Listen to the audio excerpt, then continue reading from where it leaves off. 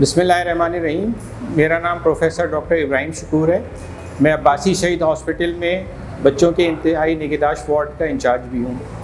आज जो मैं गुफ्तगू करना चाहूँगा वो जो हम दवाएं इस्तेमाल कर रहे हैं, ख़ास तौर पे एंटीबायोटिक्स, उसके जो मिसयूज़ हो रहा है, जो उसका गलत इस्तेमाल हो रहा है, उसके ऊपर आपको मैं कुछ बातें बताना चाहूँगा।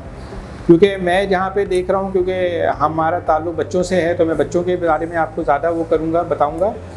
सबसे पहले तो ये है कि एंटीबायोटिक जो है वो बहुत ज़्यादा प्रिस्क्राइब हो रही है और अननेसेसरी प्रिस्क्राइब हो रही है। जहाँ पे ज़रूरत नहीं है वहाँ पे भी हम दे रहे हैं, बहुत सारे वायरल इन्फेक्शन में दे रहे हैं। इसकी बहुत सारी वजूहत हैं, डॉक्टर्स की कुछ अपनी वजूहत होती हैं। एक बाद अम्मा अब्बा का प्रेशर होता है, एक इस वजह से हम ज़्यादा इस्तेमाल होती है। दूसरी प्रॉब्लम ये आ रही है कि पुराना प्रिस्क्रिप्शन ही जो है पेशेंट उठा के वही इस्तेमाल कर लेते हैं कि पिछली मरतबा इससे फ़ायदा हुआ था तो वही एंटीबायोटिक दोबारा दे देते हैं। ये भी एक बहुत बड़ा मसला बन गया है।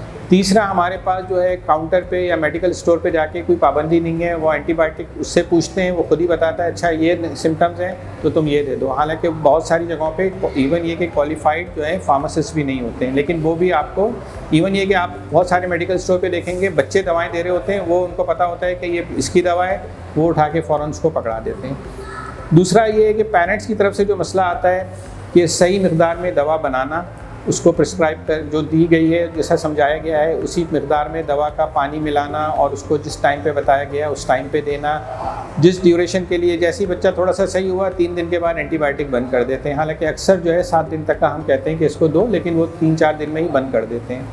तो ये सारी वजूहत की वजह से जो है इसका नुकसान ये होता है कि जो एंटीबायोटिक है उसकी वजह से रेजिस्टेंस आ रही है। यानी कि अब आपको जो है, जो पहले एक बीमारी आम एंटीबायोटिक से सही हो जाती थी, अब आपको उसकी ऊपर वाली क्लास में जाना पड़ता है।